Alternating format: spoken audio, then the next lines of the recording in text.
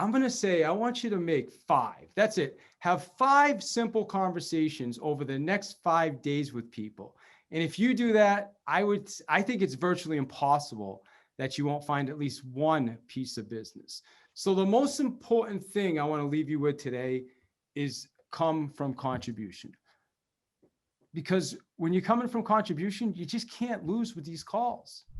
On January 24th, 1848, gold was discovered in California, and the California gold rush began. This began the largest mass migration in the history of the United States. Now, hopefully today, another gold rush will begin at Genius Network. Yes, there is gold right in your hand if you know how to mine it. And you will know how to mine it after you hear this 10-minute talk by David Hill. For over 35 years, David has used these techniques himself and taught them to thousands of others on how to use the telephone to mine the gold that's buried in your prospect list. David's best-selling book has all of the strategies, scripts, and selling tools you'll need in order to mine your own gold. You'll be getting this book as a gift as a Genius Network member. Earlier in David's career as a Keller Williams realtor, he sold over 1,100 homes and earned the recognition of being in the top 1% of realtors. David is a sales guy from the streets of Boston, and he has perfected and simplified his powerful gold mining techniques into a very simple system. That's why he's called the phone coach. David has his second book coming out in March. It's titled How to Make Even More Money Working Fewer Hours in Real Estate. David also has a successful podcast that have featured people who have mastered the selling process, such as Gary Vaynerchuk, Grant Cardone, Mel Robbins, Brian Tracy, and our own Michael Burnoff and Benjamin Hardy, just to name a few of David's guests. No matter what your business is, no matter what your product or service is, or how successful you are, there is truly a gold mine waiting for you. David's title is, There's a Gold Mine in Your Pocket. Please help me in welcoming David Hill. Thank you, Tim. Much appreciated, sir. And a few years back, Jay Leno held up one of these things on the show, and he said, we do everything with these things, everything except call people, right? So I'm going to ask everybody to hold up your phones. Now, Joel and I went over this 6 times, and I know earlier Jerry told everybody to put away their phones. So like, all right, we got a little glitch, but if you have your phone, please hold it up. And what I'm going to ask you to do is to go to your contacts, just like me, and go to the Z's. Okay, so just hit the Z and then scroll all the way down to the bottom. So as you're scrolling down to the bottom, what's going to happen is when you get to the bottom, you're going to see a number, and that's how many contacts are going to be in your phones. I ask you to put that number in the chat box, please. And I'm going to start my presentation now. All right. So Tim, can you just confirm you can see the slideshow, cell phone? Yes, sir. Okay, excellent. So as Tim said, the name of this talk is There's a Gold Mine in Your Pocket. And the goal for today is to help you to extract some of that gold from the mine. So you guys have probably seen now, if you look at the feed, some 300, 500, thousands, thousands of contacts in some cases. And we're typically in touch with anywhere from maybe 5 to 10% of those people. So now I want you to look at your CRM, which is your contact relationship manager, through that same lens. However, and that's going to be your database, right? Infusionsoft, Constant Contact, whatever you use. However, these CRMs typically have a lot more people, right? Like 5,000, 10,000, 50,000. Probably in this room, some of you have 500,000 people just sitting there. So we do a better job with our CRMs. We know that. But it's usually maybe 25%, 40%, and with good automation, up to 50%. So the question really for you is, how many of those people are you in contact with now? Or maybe a better question is, how many of those people fell through the cracks? Hey, I hope you're enjoying this video, and I want to let you know that I have a new book that's come out, and if you'd like to get it absolutely free, there's a link below in the description, or you can wait till the end of this video, or you can simply go to joesfreebook.com and you can get a copy there. So Dean Jackson calls these people the unconverted leads. I like to call them the goldmine opportunities, because there's hundreds of thousands or millions of dollars just sitting there waiting to be extracted. So the next question is, McKenna, how many of you now use your phone to make sales calls? And if you're using it all the time, put a 10 in the chat. And if you never do it, use a 1, and then anything in between. Okay. And then McKenna, let me know when you have a number, an average. So the purpose of today is really to help you to close more sales by reconnecting with some of these people. You know, and I understand some of you may or may not be taking on new business, which is fine, because you'll create some other opportunities by reconnecting with these people. David, the average is 7. Okay, so this is a pretty strong group, but we still have some opportunities, so that's excellent. So for everybody else, there's a great opportunity now to go reconnect with some of those people. And I know we all have systems in place, you know, systems like the 9-word email, which is I use it, it's fantastic. We also use Facebook ads, same thing, I use them both. The challenge with these tools is they work great until they don't work, and then you get nothing. See, what we're trying to do is get into a conversation. And then when we get in a conversation, we know we can control that conversation. And the next thing we're going to get is feedback, right? And when you have feedback, now we have a way we can handle objections. We can move forward, we can move backwards, we can make suggestions. You know, Bright Local did a study on Google Pages a few years back, and they showed 60% of people preferred to be in contact with their service providers over the phone over other communication sources like email, chat, or text. So my goal today is, listen, I'm not saying stop doing what you're doing. The purpose of this is to enhance what you're currently doing. A few years back, worked with a real estate group. They were doing about 17 million a year in volume. By simply helping them hire an ISA, which is an inside salesperson, this is a person professionally trained to make calls, and having their top 3 agents just spend 45 minutes a day on the phones, they took their business the next year to 28 million. That's a 35% increase in sales. Let me ask you this. Who would like a 35% increase in sales? Okay, like one person. Okay, well, okay, excellent. Well, great. So now that you are thinking about this and you're probably getting excited about it, a little thing called call reluctance is going to kick in. And that's that little voice in your head that's going to start saying weird things, right? And we've been trying to reach you concerning your call. Yes, that's the little voice right there. He's trying to reach us right now. So the little voice, because we all have one, right? And how do I know that? It's exactly what Tim said, because I've been doing this for 35 years. So what I want to do is I want to give you a gift, okay? The gift is a copy of the sales playbook. And I'm going to ask you right now if you could take out a pen, and I want you to write these pages down. Pages 34 to 39, because there's going to be an exercise that's going to help us through call reluctance. And there's really 5 types, okay? There's 5 different types of call reluctance. I'm going to touch briefly on each one. The first one is fear of rejection, by far the most common. No one likes rejection. No one likes being told no. We all want to look good. We want to be right. The key to this one really is just to take your ego out of it and make the conversation about the other person.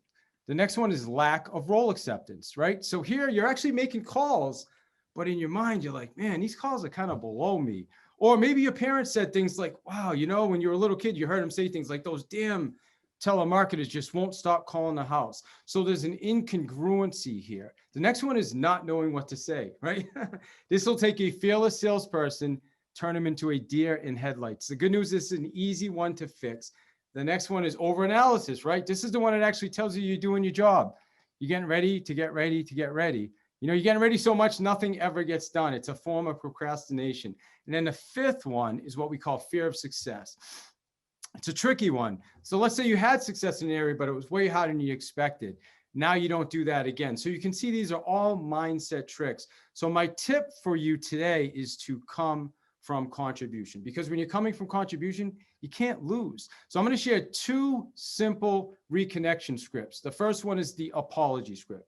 So we start the conversation with people by simply apologizing for not following up sooner. It's great for people we had conversations with. It's for people we had relationships and we did not do a good job staying in touch. They fell through the cracks. What it does is gets people to put their guard down. I've even had people say, no, I apologize to you. This sounds like, hi, John, this is David giving you a quick call from ABC. I know it's been a few years and I want to start off by apologizing. You stop there, let them respond, and then get right into it. You want the response. The next one is the closing the loop. Very similar to the apology. We start the conversation by getting right into it, being clear and concise. It's great for people we had conversations with, and again, we didn't do a good job of staying in touch, or maybe they didn't return our calls, right? It gets people to put their guard down. And then we get to ask great questions like, have you bought yet? When do you plan to buy? And we can set up a follow-up plan. Sounds like this. Hi, Mary. This is David from ABC. You had requested info on our site last year, and we wanted to close the loop. Have you? Whatever, right? Like magic, people are going to tell you what they plan to do next. I've even had people thank me for calling and closing the loop with them. So there's 2 call to actions today. I already gave you the first one. It's to read pages 34 to 39 in the sales playbook and do the exercise. The second one is a challenge. I want to challenge you to make 20, I want to not make content. I want you to have 25 conversations over the next 30 days.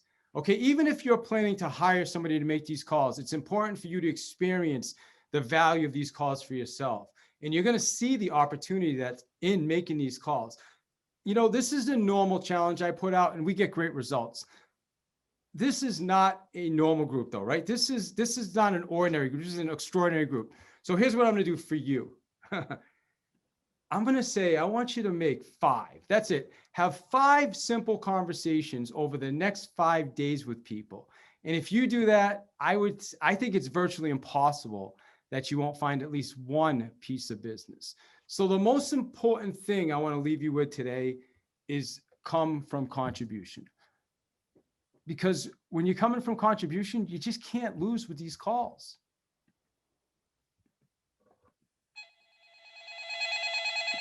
Oh, hey, there's a call coming in right now. Gotta go. David, do you schedule the calls via email or message, or do you just go and call? Yeah, I mean, we do time blocks, so we'll block times to make calls. Are you referring to like specific calls or? No, I mean, if you're gonna call a prospect, are you gonna let them know you're gonna call, or are you just gonna call them cold? Oh no, we're calling. Well, I wouldn't say cold because remember, a lot of these people are people that we've had some engagement with in the past. But yes, I want to get that person on the phone so that I can control the conversation. Thank you. All right, who else? Just go ahead, unmute yourself, dive in. Whose idea was it to have the phone ringing at the end? Was it yours or Joel's? I think it was Joel's. I think it was mine, but actually it was Joel. You know what's funny is I pulled it out and Joel said, "No, you got to put that back." And I said, "All right, Joel's awesome. Joel's the man. Joel's awesome." So. That's good. Tim Garrigan had a question, which is, how do we connect when people are working from home? I have office numbers, but they don't have a mobile number. What's your strategy for that? And do you have any tools you use that you use to track people down and gather phone numbers? Yeah, I mean, a lot of the people we're going to be contacting are people whose numbers we already have, because again, it's like a reconnection. However, if you want to connect with people, maybe you don't have their numbers, then there are definitely some tools out there.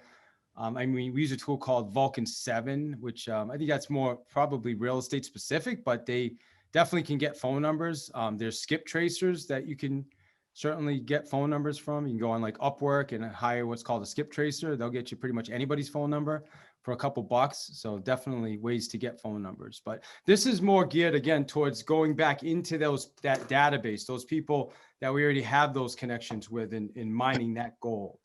But by all means, yeah, listen, I built a business on cold calling as well. So that's how this all started. Great, great. Well, I just brought up Vulcan 7 for anyone. This is that service. So, and it does look like this is probably, real estate. So yeah, it's real estate. The owner's a friend of mine. So I mean, if somebody's interested, I'm sure they're happy to, they can get any phone numbers. So. Okay, great. Anyone else? Guy Costin is here. Hey, Guy, how you doing, man? Mike, how you doing? Good, good. I can't wait to see you. Yeah, let's hear it. You're doing a spectacular job. One misconception that people don't realize during COVID is we have all the office lines, and most office lines right now are being forwarded to people's cell phones. So you don't need the cell phone. Use the office line, it's being forwarded.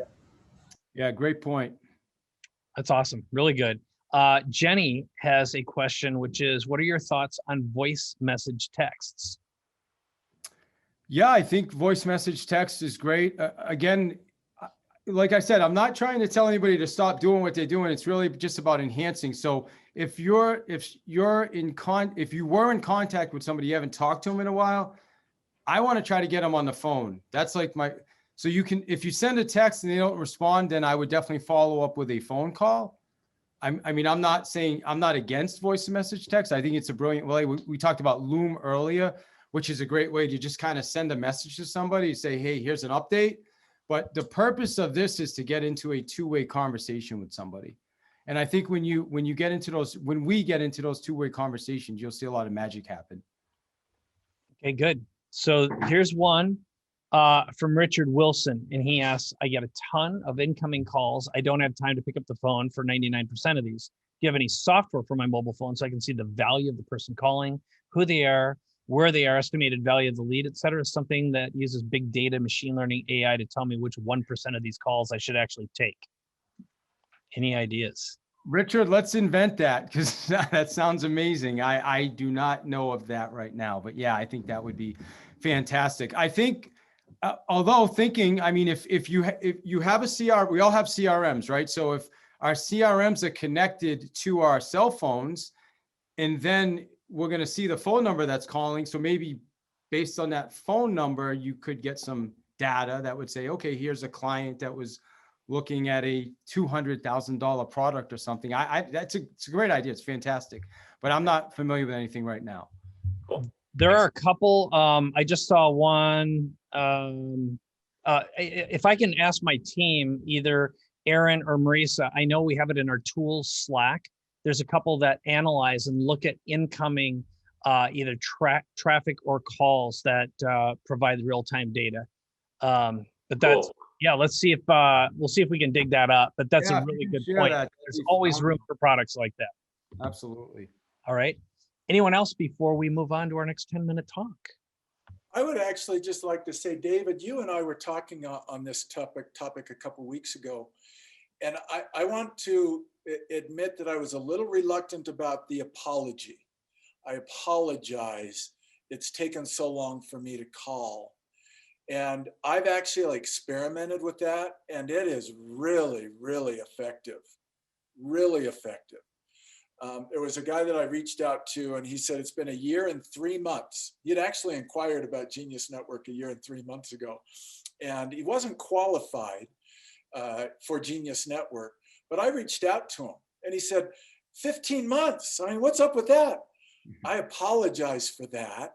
And then he just opened up, oh, no problem. And then we were able to have a conversation. So I really like that. And I appreciate you sharing that. Absolutely, Tim. Thanks for sharing a story.